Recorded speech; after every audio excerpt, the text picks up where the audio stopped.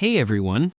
In this video, I'm going to show you how to add some personality to your workspace by sending GIFs in Slack using the latest 2026 updates. Let's get into it. Step 1.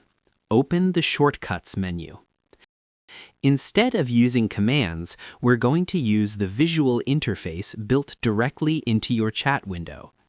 Look at the bottom of your screen in the message field and click the plus icon on the far left.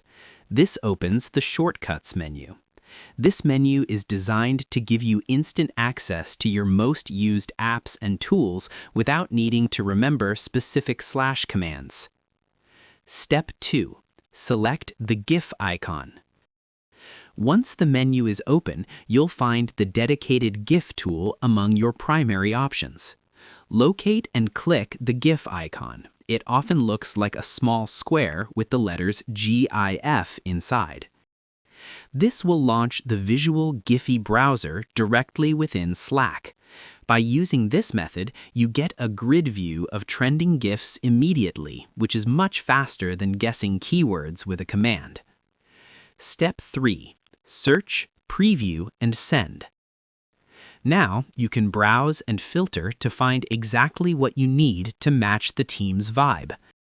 Use the search bar at the top of the pop-up to find a specific reaction or just scroll through the trending list.